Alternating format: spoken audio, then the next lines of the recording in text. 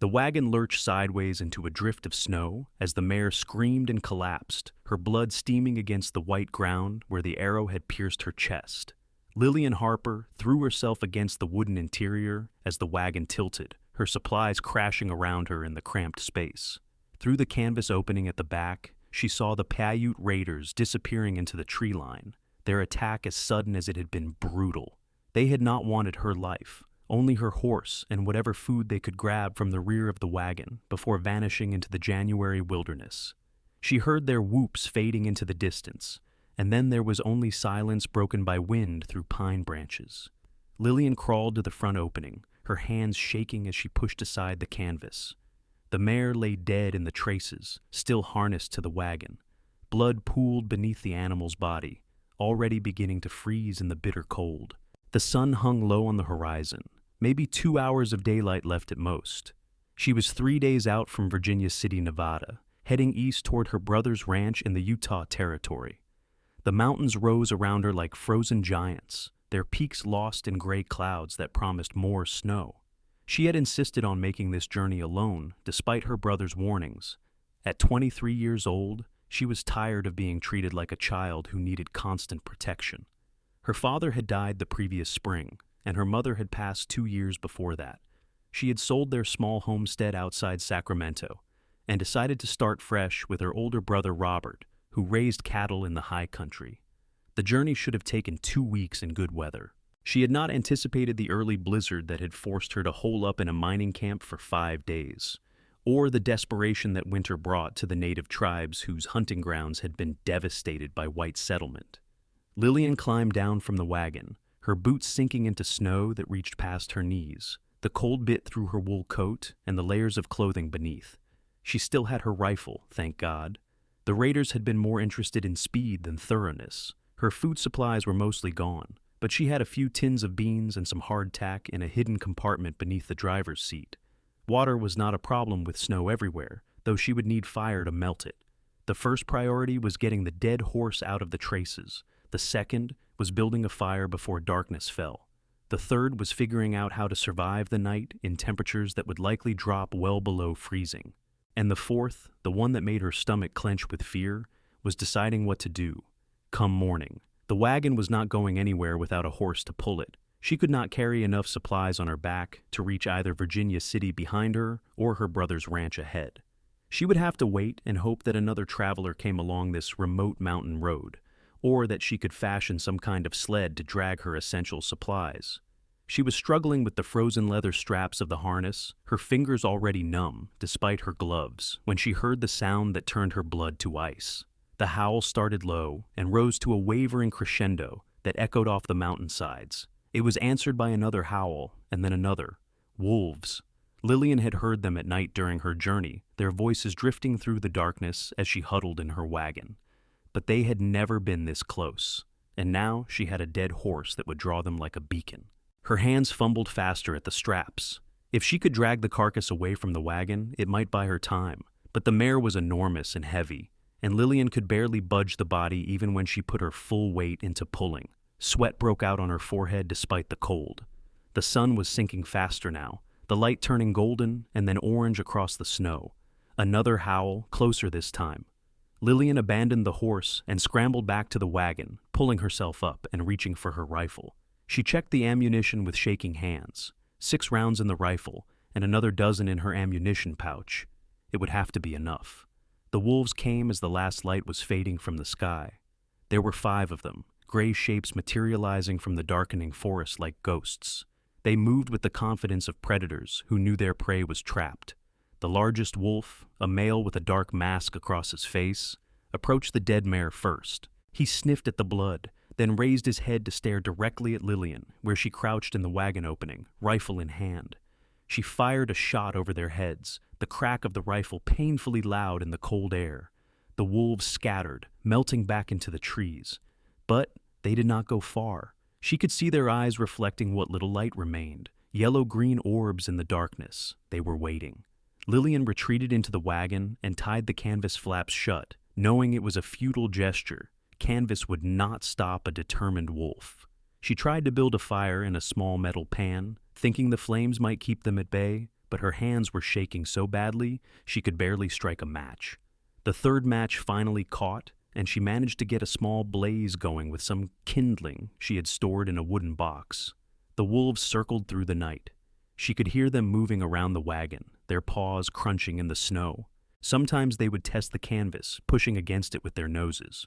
Once, claws raked across the fabric, and Lillian shrieked and fired a shot through the canvas. She heard a yelp and the sound of retreat, but she knew she had not hit anything vital. They came back within minutes. The temperature plummeted as the night deepened. The small fire in her pan did almost nothing to ward off the cold that seeped through the wagon's thin walls.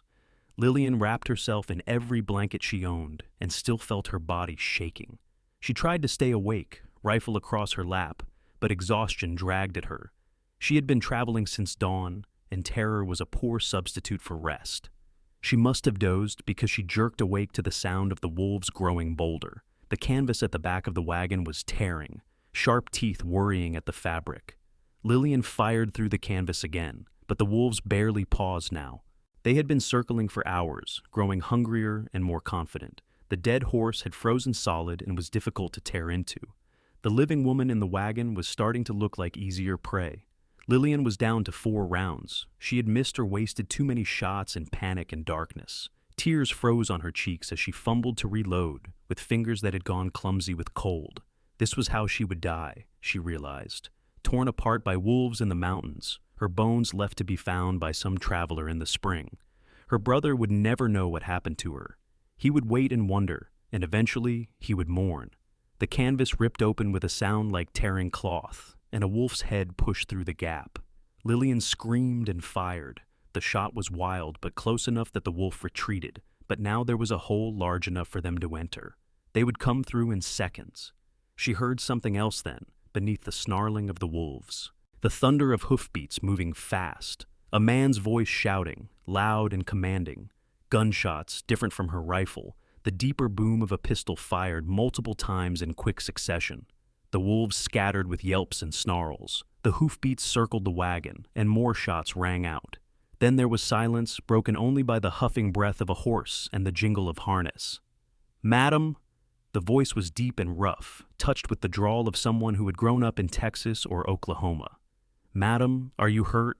Lillian could not speak. Her throat had closed with relief and residual terror. She managed to make a sound that might have been a sob or a laugh. "I am coming to the back of the wagon," the man said. "Do not shoot me. The wolves are gone." She heard him dismount, boots hitting the snow. Then he was at the torn opening, pulling the canvas wider.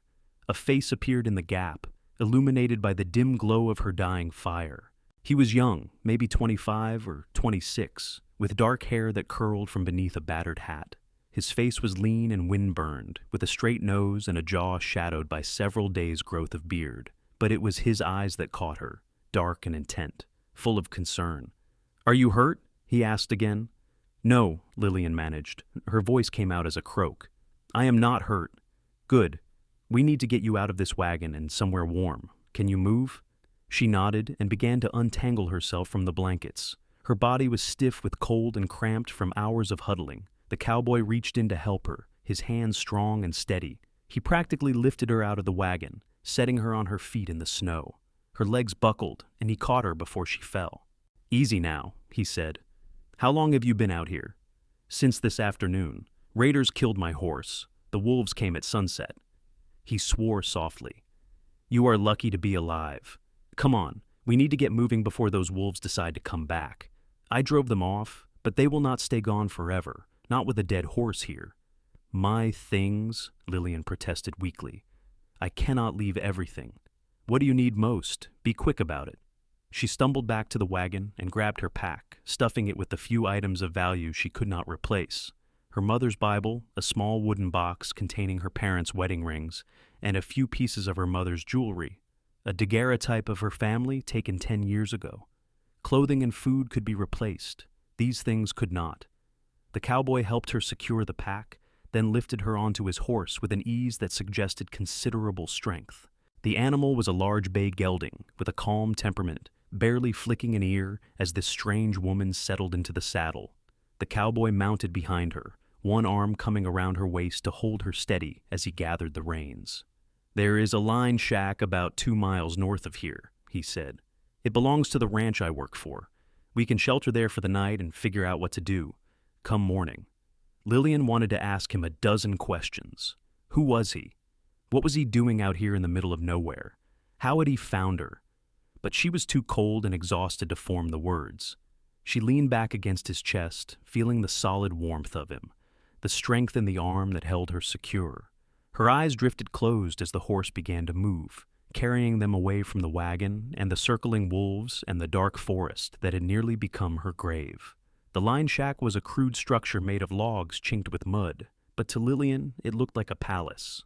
The cowboy dismounted and helped her down, then pushed open the door. The interior was a single room with a small stove, a rough-hewn table, 2 chairs, and a narrow bunk against one wall. He led her to the bunk and sat her down, then went to work building a fire in the stove. Within minutes, flames were crackling and warmth was beginning to seep into the frigid air. The cowboy filled a battered pot with snow from outside and set it on the stove to melt. Then he turned to look at Lillian properly for the first time since rescuing her. "I am Lucas Winters," he said. "I work for the Carson Valley Ranch, about 10 miles north of here. I was checking the boundary line when I heard wolves and gunshots." "Lillian Harper," she managed. "I was traveling from California to my brother's ranch in Utah. Thank you for saving my life."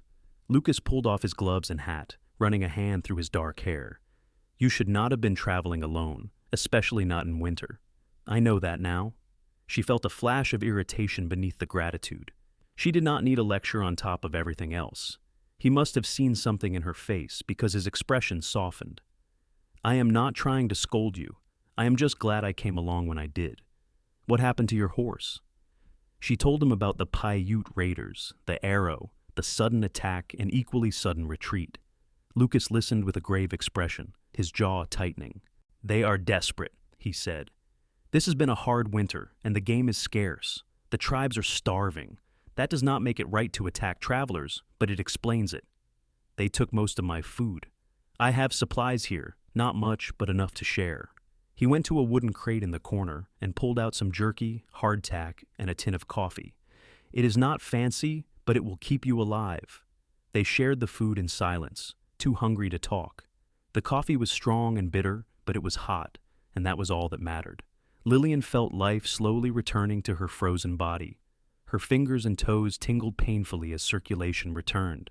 She held the tin cup of coffee between her palms and savored the warmth. "You cannot go back to your wagon tomorrow," Lucas said after a while. "Even if the wolves have not scattered everything, you have no way to move it. The nearest town with a stable is Virginia City, 3 days back the way you came." "I cannot afford to buy a horse," Lillian said quietly. "I spent almost everything I had on supplies for this trip. I have maybe $30 left to my name."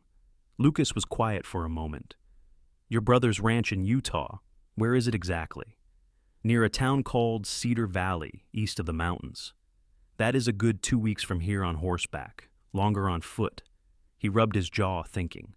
"I tell you what, I need to ride to Virginia City in a few days anyway to pick up supplies for the ranch.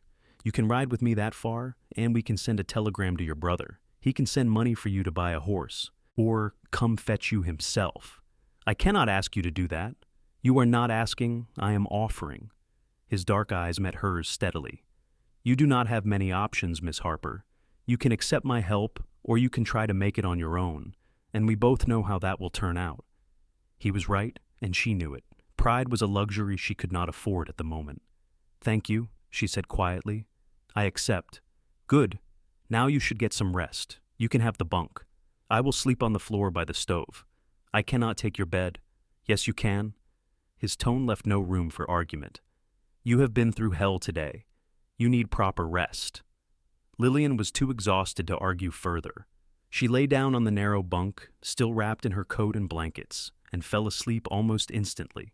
She woke once during the night and saw Lucas sitting with his back against the wall, his rifle across his knees. He had not lied down at all. He was keeping watch, making sure nothing would surprise them in the darkness. The sight made something warm unfold in her chest, a feeling of safety she had not experienced since her father died. Morning came, with thin gray light filtering through the gaps in the log walls. Lillian sat up, disoriented for a moment, then remembered where she was. Lucas was at the stove, heating more snow water for coffee. He looked tired, with shadows under his eyes. "Did you sleep at all?" she asked. "Enough." He handed her a cup of coffee and some jerky. "We should leave within the hour. The weather is holding, but that could change fast." They ate quickly and packed up. Lucas kicked dirt over the fire in the stove and made sure everything was secured. Then they went outside to where his horse was tethered in a small lean to shelter behind the shack. The bay gelding nickered softly as Lucas saddled him. "His name is Rusty," Lucas said as he worked. "He is the most reliable horse I have ever ridden. Nothing spooks him." "He is beautiful." Lillian stroked the horse's neck, and Rusty turned to snuffle at her hand, looking for treats. "Do not let him fool you. He is spoiled." But there was affection in Lucas's voice.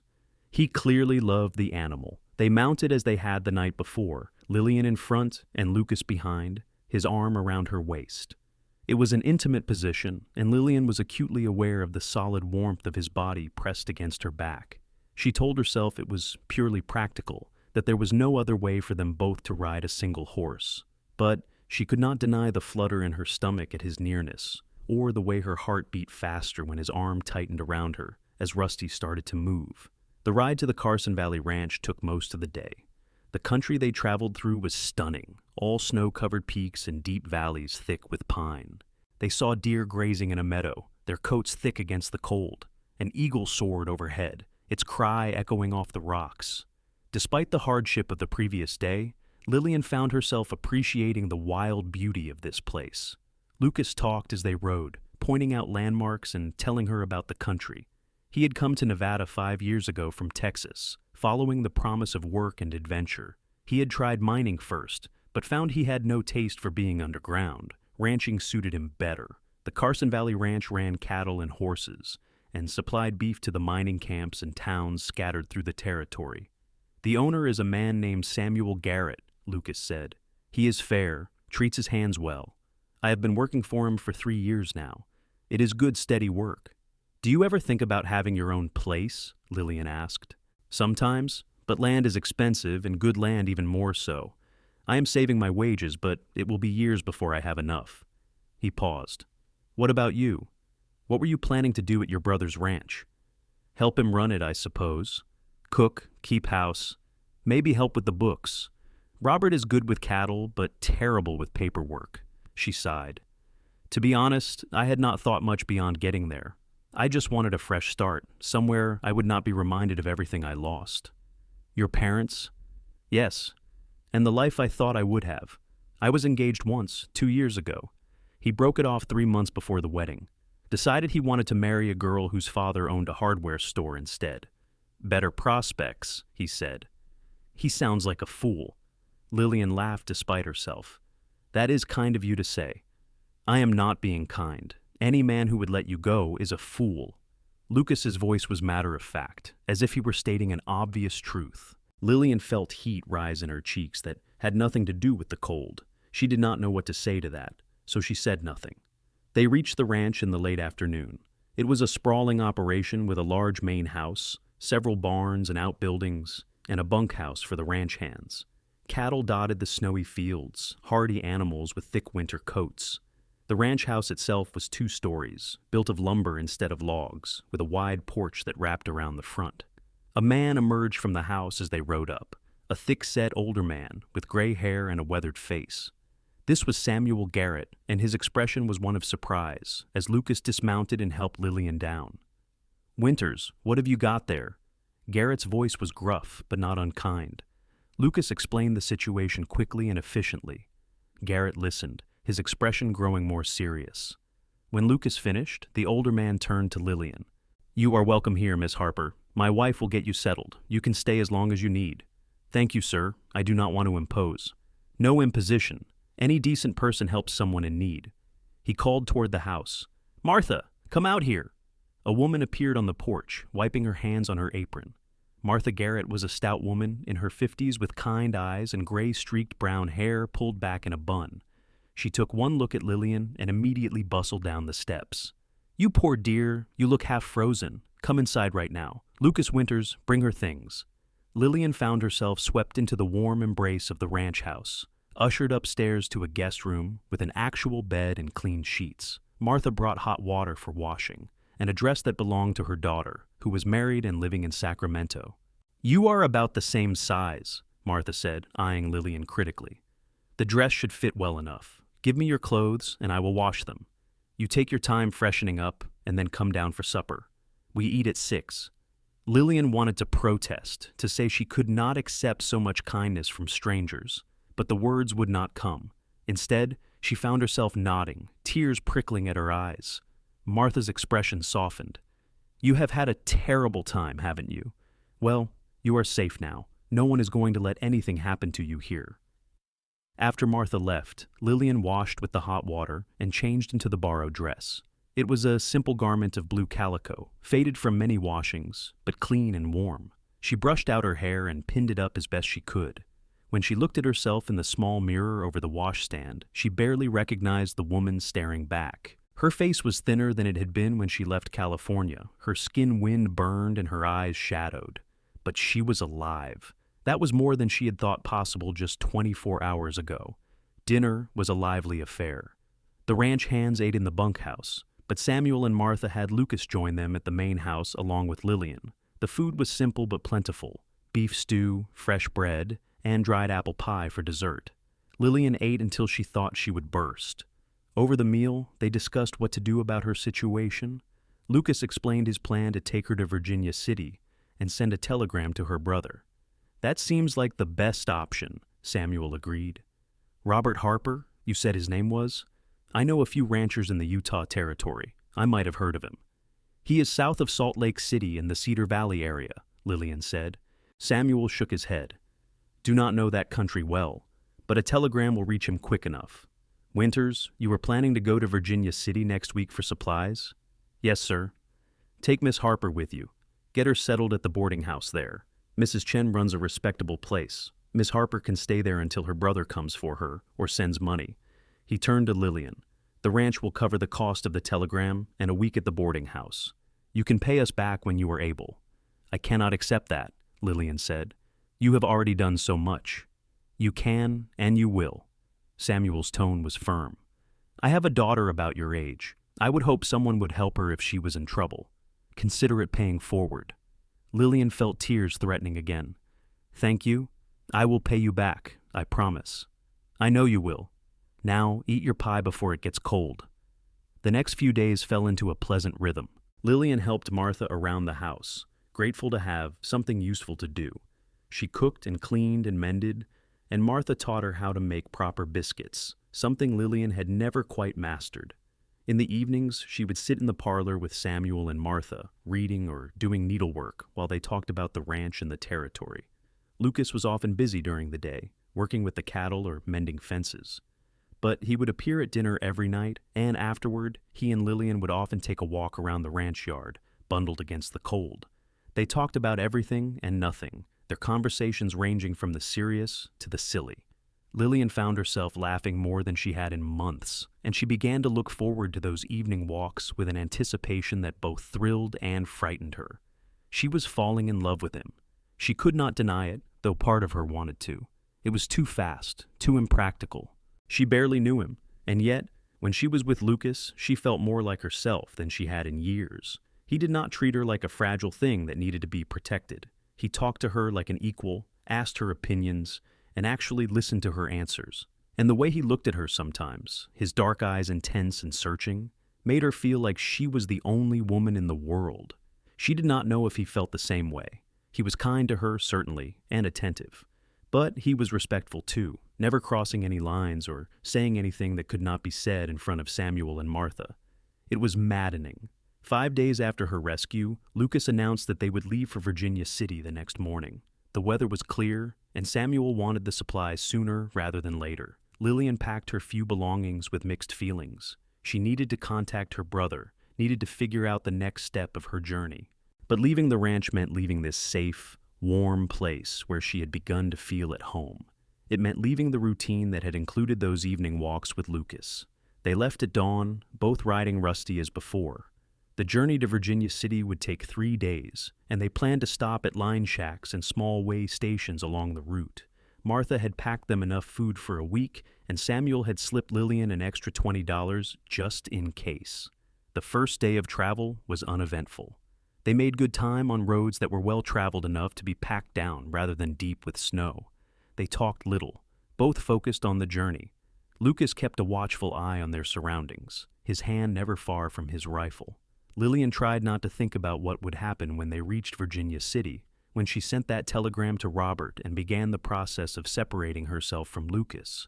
They stopped for the night at a way station run by an old French trapper named Pierre, who supplemented his income by offering shelter to travelers. He was delighted to have company and insisted on regaling them with stories of his younger days trapping beaver in the mountains. His English was heavily accented and sometimes hard to follow, but his enthusiasm was infectious.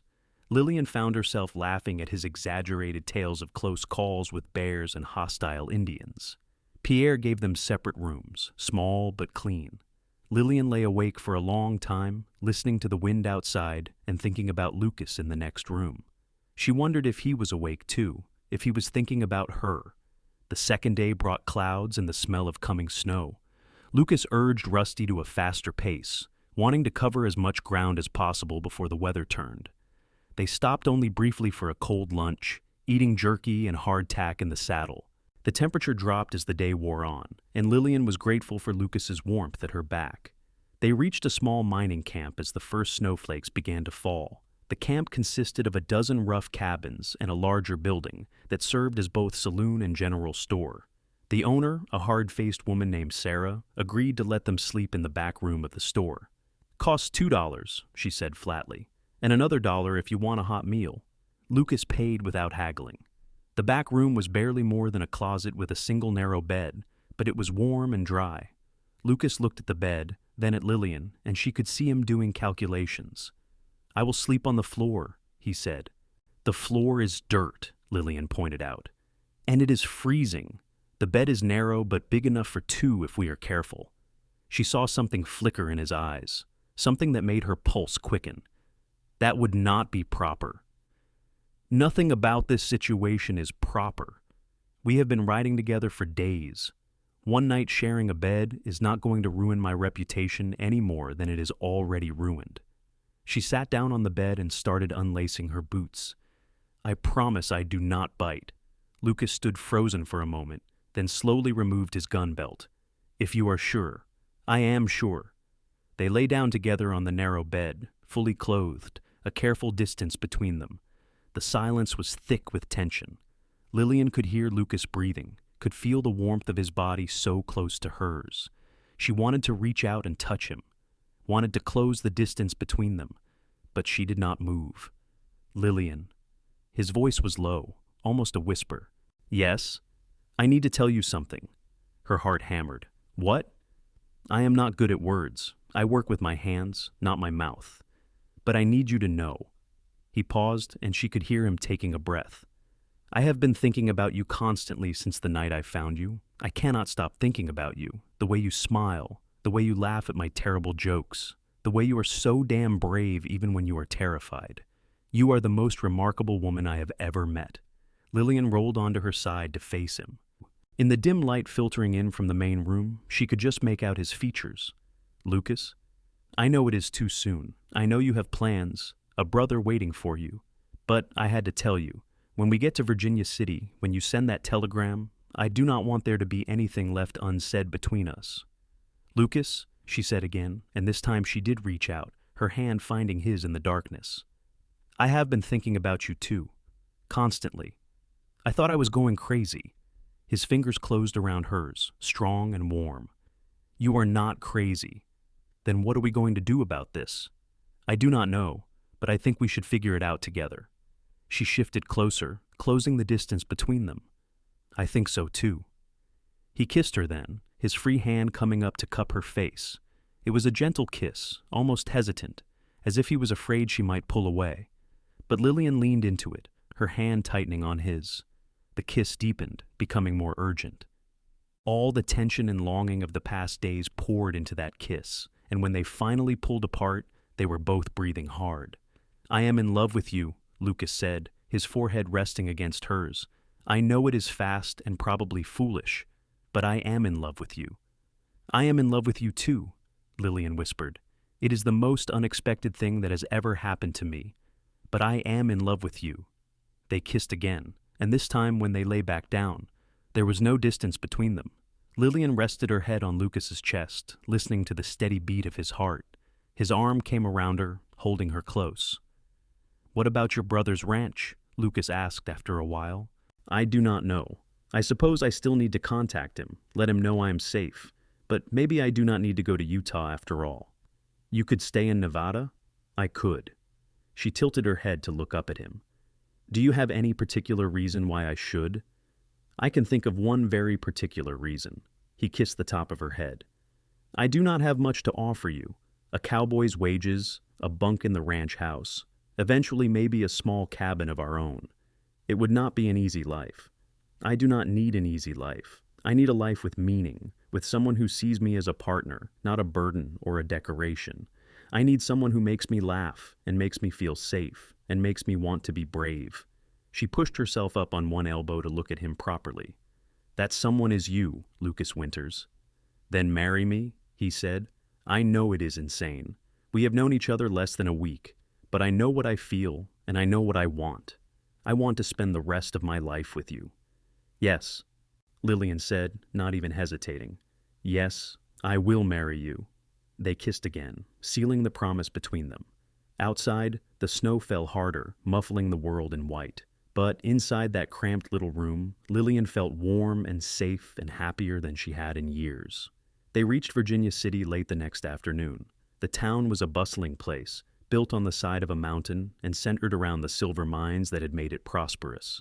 The streets were crowded with miners, merchants, gamblers, and all the other characters drawn to a mining boom. Lucas navigated through the chaos with ease, leading Rusty to a stable near the edge of town. After seeing to the horse, they went to the boarding house Samuel had recommended. Mrs. Chen was a tiny Chinese woman with sharp eyes and a businesslike manner. She looked Lillian up and down, then nodded. "You stay here, you follow my rules. No men in rooms, no drinking, no loud noise after 9 o'clock. You pay 1 week in advance." "Actually," Lucas said, "the lady will only need the room for tonight. We are getting married tomorrow." Mrs. Chen's eyebrows rose. "Married? You have license?" "We will get one in the morning," Lucas said firmly. Mrs. Chen snorted, but showed Lillian to a small, clean room on the second floor. After she left, Lillian turned to Lucas with wide eyes. "Tomorrow? Are you sure?" "Why wait?" Lucas took her hands in his. "Unless you are having second thoughts." "No second thoughts. But what about your job? Samuel is expecting you back with supplies." "I will send him a telegram explaining the situation. Samuel is a reasonable man. He will understand." Lucas grinned. "Besides, once he knows I am marrying you, he will probably give me a raise." "Why would he do that?" "Because he knows Martha will insist we get a cabin of our own, and he will want to make sure I can afford to build it." Lillian laughed. "You have this all figured out, do not you?" "I am making it up as I go along," Lucas admitted, "but I have never been more certain of anything in my life." They went to the telegraph office and sent 2 messages, one to Robert Harper in Utah, explaining that Lillian was safe and had decided to stay in Nevada. The second to Samuel Garrett, explaining that Lucas would be delayed by a day because he was getting married. Then Lucas took Lillian to dinner at the best restaurant in town, a place with actual tablecloths and silverware that matched. Over steak and potatoes, they talked about their future. Lucas explained that he had nearly $300 saved, enough to buy materials for a small cabin. With Samuel's permission, they could build on ranch land. Lucas would continue working for the ranch, and Lillian could help Martha or find work in town if she wanted. Or, Lucas said, cutting his steak, we could start saving toward buying our own place. It would take years, but it would be ours. I like that idea, Lillian said. A place of our own, where we can build something together. They talked about children, agreeing that they wanted a family, but were in no rush. They talked about what kind of house they wanted to build, about keeping chickens and maybe a milk cow. They talked about everything except the fear that had been lurking in the back of Lillian's mind since Lucas had proposed. Finally, over coffee and dried apple pie, she voiced it. What if you change your mind? What if you wake up in a year and realize you made a mistake marrying someone you barely knew? Lucas set down his fork and looked at her steadily. I am not going to change my mind. When I commit to something, I commit fully. That is just who I am. But how can you be sure? Because I know myself, and I know what I feel when I am with you. You make me want to be better, to do better. You make me laugh. You make me think. You make me feel like I am exactly where I am supposed to be. He reached across the table and took her hand. I am not saying it will always be easy. We will argue and disagree and drive each other crazy sometimes. But we will work through it together. That is what marriage is. Lillian squeezed his hand, her fears easing. You are right, and for what it is worth, I feel the same way about you. They walked back to the boarding house through snowy streets arm in arm. At the door, Lucas kissed her goodnight, a long, slow kiss that left her breathless. Tomorrow, he said. You will be my wife? Tomorrow, she agreed, smiling up at him. The wedding took place the next morning at the small church on the edge of town. The minister was a kind older man who asked no questions about the haste of their marriage. Mrs. Chen served as witness, along with the church organist, a woman named Emily, who played a slightly off-key version of a hymn as Lillian walked down the short aisle. Lillian wore the blue calico dress Martha had given her, with a few wildflowers Lucas had somehow managed to find in the middle of January. Lucas wore his best shirt and pants, his dark hair slicked back, his face clean-shaven. He looked nervous and young and heartbreakingly handsome. The ceremony was brief and simple. They exchanged vows, promising to love and honor each other for the rest of their lives. Lucas slid a simple gold band onto Lillian's finger, a ring he had bought that morning from a jeweler in town. Lillian had no ring to give him in return, but Lucas said it did not matter. You are all I need, he whispered. When the minister pronounced them husband and wife, Lucas kissed her with such tenderness that Lillian felt tears slip down her cheeks. They were married. After everything that had happened, after all the fear and uncertainty, she was married to this good, strong, brave man who had ridden out of the snow to save her life. They spent their wedding night at the boarding house, Mrs. Chen having agreed to let Lucas stay for one night, because you are married now. The room was small and the bed narrow, but neither of them cared. They lay together in the darkness, wrapped in each other's arms, talking and laughing and making plans for the future. And when they finally slept, it was with the contentment of two people who had found exactly what they had been looking for. They left Virginia City the next morning, laden with supplies for the ranch. The trip back took 4 days because of the weather and the heavily packed mule Lucas had purchased to carry the supplies. But Lillian did not mind the slow pace. Every night they stopped at a way station or line shack, and every night she fell asleep in her husband's arms. She was still getting used to that word, husband. It felt strange and wonderful all at once. When they finally rode into the Carson Valley Ranch, Martha came running out of the house with a squeal of delight. Samuel followed more slowly, but he was grinning from ear to ear. So it is true, Martha said, beaming at them. You got married. Oh, I am so happy. Samuel, did you hear? They got married. I heard, woman. I am standing right here. But Samuel's eyes were twinkling. He shook Lucas's hand firmly. Congratulations, Winters. You found yourself a good woman. Do not mess it up. I will do my best, sir. And you, Samuel turned to Lillian. Welcome to the family. Lucas is like a son to us, which makes you like a daughter. Martha has been plotting where to build your cabin since we got your telegram. Martha blushed. I was not plotting, I was planning. There is a difference. She linked her arm through Lillian's. Come inside and tell me everything. Lucas, you help Samuel unload those supplies. Over the next few weeks, life settled into a new rhythm. Lillian helped Martha during the days while Lucas worked with the other ranch hands. In the evenings, they would retreat to the room Samuel had given them in the ranch house, a larger space than the guest room with a proper double bed. And on Sundays, their only day off, they would walk the ranch land, picking out the perfect spot for their future cabin. They chose a site on a slight rise overlooking a meadow, with a view of the mountains in the distance. A stream ran nearby, which would provide water year-round. There was a stand of pines that would offer shelter from the wind and shade in summer. This is perfect, Lillian said, standing in the snow and imagining the cabin that would stand there. This is where we will build our life together. Lucas wrapped his arms around her from behind, his chin resting on the top of her head. I wish we could start building now, but the ground is frozen. We will have to wait for spring. "I do not mind waiting. We have all the time in the world." Spring came slowly to the Nevada mountains, but when it arrived, it brought an explosion of life. The snow melted, revealing green grass and wildflowers. The cattle grew fat on the new growth, and the ranch was busy with calving season.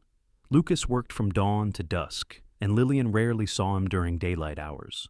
But he always came to her at night, exhausted but happy, and they would talk about their days and make love and fall asleep tangled together. In late April, they broke ground on the cabin. Lucas worked on it every spare moment he had, and the other ranch hands helped when they could. Samuel donated lumber from his own supply, and Martha contributed curtains and dishes and all the little things a house needed. Slowly, the cabin took shape. It was not large, just 2 rooms with a loft, but it was solid and well built. In June, they moved in. Lillian spent days making it a home, arranging furniture and hanging curtains, and planting a small garden beside the house. She got her chickens and a milk cow, a gentle creature named Daisy. Lucas built her a chicken coop and a small barn for Daisy and Rusty. They were not wealthy, but they had everything they needed. One evening in late summer, Lillian stood in the doorway of their cabin, watching the sun set over the mountains. Lucas came up behind her, his arms going around her waist. She leaned back against him, content. "I have news," she said. "What kind of news?" "The best kind." She turned in his arms to face him, her eyes shining. "I am pregnant." Lucas's face went through a series of expressions, shock, joy, wonder, before he finally let out a whoop and swept her off her feet, spinning her around. Lillian laughed and held on, her heart full to bursting. "We are going to have a baby," Lucas said, setting her down and cupping her face in his hands. "We are going to be parents." "Yes, we are. Are you happy?" "Happy? I am beyond happy. I am," he paused, searching for the word. "I am complete. You have made my life complete." "You have done the same for me," Lillian said softly. "I love you so much." "I love you too, more than words can say." They stood there in the doorway as the sun sank below the mountains, painting the sky in shades of orange and gold. And Lillian thought about the journey that had brought her here. The fear, the cold, the wolves circling in the snow, the cowboy who had ridden out of the darkness to save her, the unexpected love that had bloomed between them, fierce and true and lasting. She had set out for Utah seeking a new start, a fresh beginning, but she had found something far better. She had found home. The baby was born in early March, delivered with Martha's help on a snowy night that reminded Lillian of the night she and Lucas had met. The labor was long and difficult, but when it was over, they had a healthy son with dark hair like his father and gray-blue eyes that would eventually turn brown. They named him Thomas, after Lucas's father, who had died when Lucas was just a boy. Thomas was a quiet baby, content to be held and rocked, fascinated by everything around him. Lucas was a devoted father, coming home every night eager to hold his son, to watch him sleep, to marvel at each new thing the baby did. "I never knew it was possible to love someone this much," Lucas said one night, cradling Thomas in his arms while Lillian prepared dinner. "I thought I understood love when I married you, but this is different. This is my son, our son." "I know," Lillian said, smiling at the sight of her 2 boys together. "It is overwhelming sometimes, is not it? All this love. Overwhelming in the best possible way." As Thomas grew, the cabin echoed with his laughter and his cries, with the sounds of family life. Lillian had never been happier. The work was hard, the days were long, but she woke up every morning grateful for the life she had built with Lucas. They still had dreams of buying their own ranch someday, and they continued to save toward that goal. But they were in no hurry. They had everything they needed right here. Robert finally came to visit when Thomas was 6 months old. He had been delayed by business and bad weather, but he made the journey from Utah as soon as he could. He was a tall, burly man, with the same dark blonde hair as Lillian, and he swept his sister into a bear hug the moment he saw her. "I ought to throttle you for scaring me half to death," he said, his voice gruff with emotion. "When I got your telegram saying you were married and staying in Nevada, I did not know what to think." "I am sorry I worried you," Lillian said, "but I want you to meet my husband." Lucas came forward and shook Robert's hand. The 2 men sized each other up, and Lillian held her breath, hoping they would like each other. Then Robert grinned. "Any man who can handle my stubborn sister is all right in my book. Welcome to the family, Winters. Thank you, sir. Call me Robert. We are brothers now. Robert stayed for a week, getting to know Lucas and falling in love with his nephew. Before he left, he pulled Lillian aside. You are happy, he said. It was not a question. I am happier than I ever thought possible. Good, that is all I ever wanted for you. And if you ever need anything at all, you send word, I will come.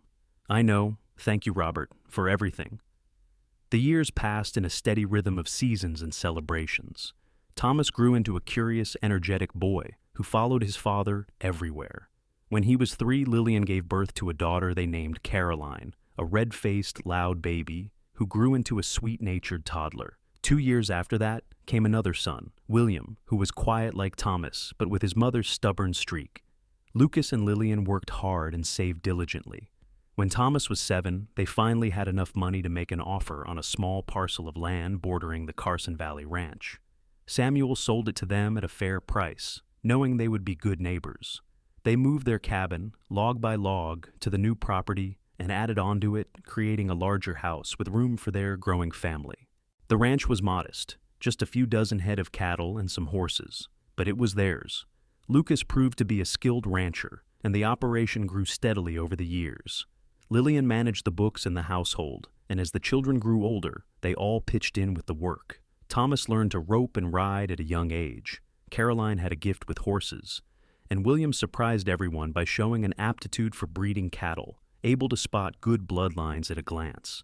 On their 10th wedding anniversary, Lucas took Lillian riding up into the mountains, back to the place where her wagon had broken down all those years ago.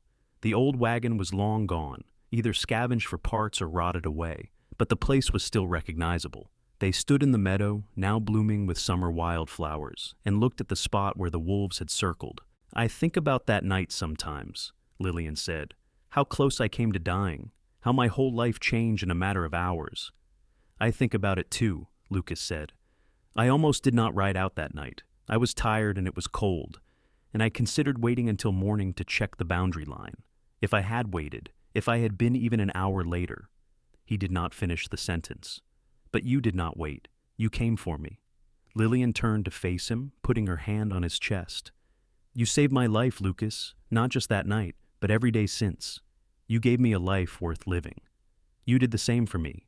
Before I met you, I was just drifting, working, saving money, but with no real purpose. You gave me purpose. You gave me a family and a home and a reason to build something lasting. They kissed there in the meadow, surrounded by wildflowers and bird song, and Lillian felt the same flutter in her stomach she had felt on their first kiss. Some things never changed. The children grew and thrived. Thomas married a rancher's daughter from a neighboring property when he was 21, a practical girl named Sarah, who fit seamlessly into the family. They had 2 children in quick succession, making Lucas and Lillian grandparents before they had even reached 40. Caroline fell in love with a school teacher from Virginia City and moved to town where she taught music to children and brought her own babies to visit every Sunday. William stayed on the ranch, taking over more and more of the daily operations as Lucas's back began to ache from years of hard work. On their 20th wedding anniversary, Lillian woke to find Lucas already awake, propped up on one elbow and watching her. Gray touched his dark hair now, and lines creased his face, but to her, he was as handsome as the day she had first seen him. What are you thinking about? She asked. That I am the luckiest man alive, that I get to wake up next to you every morning, that we built this incredible life together. He stroked her hair, silver now threading through the blonde. Do you have any regrets? Not a single one, do you? Only that I did not find you sooner. He kissed her softly. Happy anniversary, Mrs. Winters. Happy anniversary, Mr. Winters. They spent the day with their family. All the children and grandchildren came for dinner, filling the house with noise and laughter.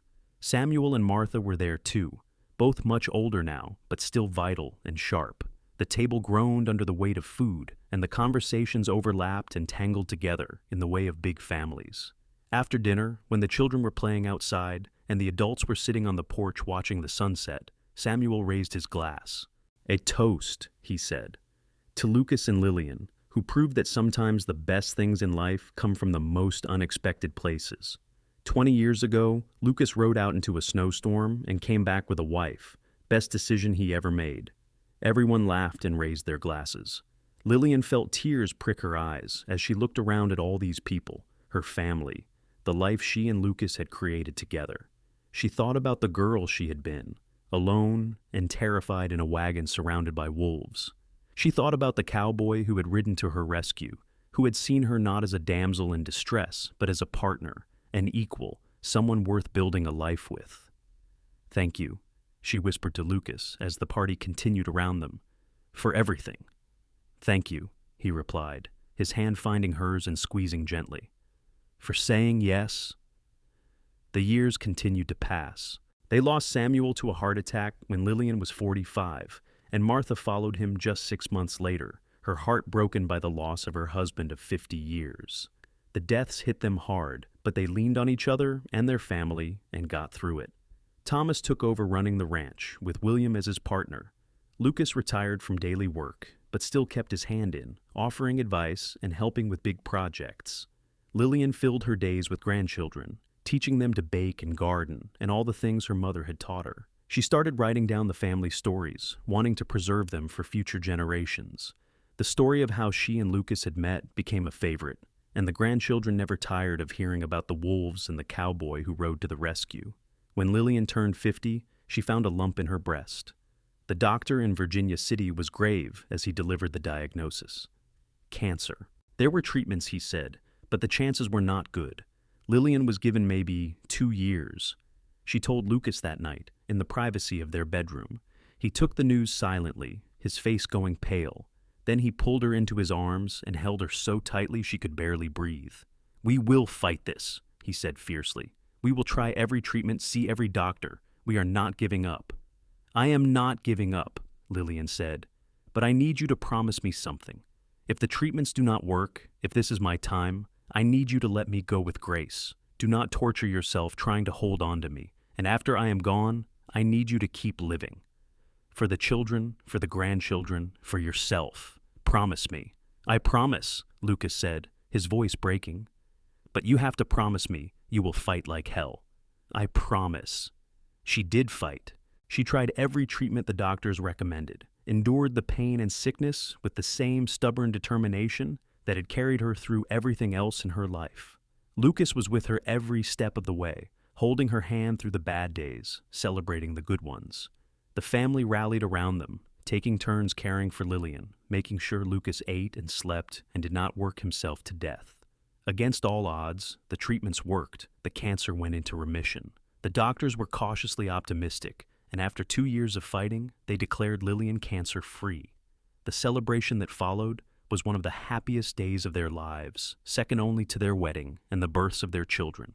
"You are too stubborn to die," Lucas told her as they lay in bed that night, both of them exhausted but happy. "I learned from the best," Lillian replied, snuggling against him. "Besides, I have too much to live for. I am not leaving you or this family a moment before I have to." They were granted many more years together. They watched their grandchildren grow and have children of their own. They saw the ranch prosper and grow, eventually encompassing several thousand acres. They traveled a little, taking a train to San Francisco to see the ocean, visiting Robert in Utah one last time before he passed away at 73. When Lillian was 72 and Lucas was 74, they decided to move into a smaller house in Virginia City, leaving the ranch fully in the hands of Thomas and William. The house was cozy and comfortable, with a garden where Lillian could grow her flowers and a porch where Lucas could sit and watch the world go by. They fell into a peaceful routine, their days quiet but full of contentment. One evening in late autumn, as they sat on the porch watching the sunset, Lillian took Lucas's hand. "I have been thinking," she said, "about that night when you found me, the wolves and the snow and how terrified I was. Do you know what I remember most clearly?" "What?" "The moment I saw your face. I remember thinking that I was saved, that everything would be all right, and I was right. Everything has been all right, better than all right. My life has been extraordinary because of you." Lucas raised her hand to his lips and kissed it gently. "My life has been extraordinary because of you. You took a drifting cowboy and gave him purpose and a family and more happiness than any man deserves." "We gave those things to each other," Lillian said. "That is what a good marriage is. Two people building something together that neither could build alone." Do you remember what you said to me that first night in the line shack, when I asked what you would do at your brother's ranch? I said I wanted a fresh start. And did you get it? Lillian smiled. I got so much more than that. I got a whole new life, the best life. They sat in comfortable silence as the sun dipped below the mountains, painting the sky in familiar shades of orange and gold. Somewhere in the distance, a wolf howled, and Lillian felt Lucas's arm tighten around her shoulders protectively. After all these years, he was still her protector, still the cowboy who had ridden out of the snow to save her. I love you, she said. I will love you until my last breath and beyond. I love you too, Lucas replied. Always have, always will. Lucas passed away in his sleep 3 years later, his heart simply giving out one night. He went peacefully, a small smile on his face, and Lillian liked to think he was dreaming of their life together. She mourned him deeply, but without bitterness. They had been granted 55 years together, far more than many couples received. She had his children and grandchildren and great-grandchildren to remind her of their love. Lillian lived another 4 years, staying in the little house in Virginia City, surrounded by family who visited often. She finished writing the family history, a thick volume filled with stories and memories and wisdom for future generations. On her last day, with her children gathered around her bed, she smiled at them. Do not be sad, she said. I have lived a beautiful life. I got to love and be loved by the most wonderful man. I got to raise a family and see them grow and thrive. I have no regrets, no unfinished business. I am ready. She passed that evening as the sun was setting, the sky outside her window brilliant with color. Her last thought was of Lucas, young and strong, riding out of the snow toward her. And then she was with him again, truly and forever. At her funeral, Thomas stood to give the eulogy. He spoke of his mother's courage, her kindness, her unwavering love for her family. But the story he told was the one everyone wanted to hear, the story of how his parents had met.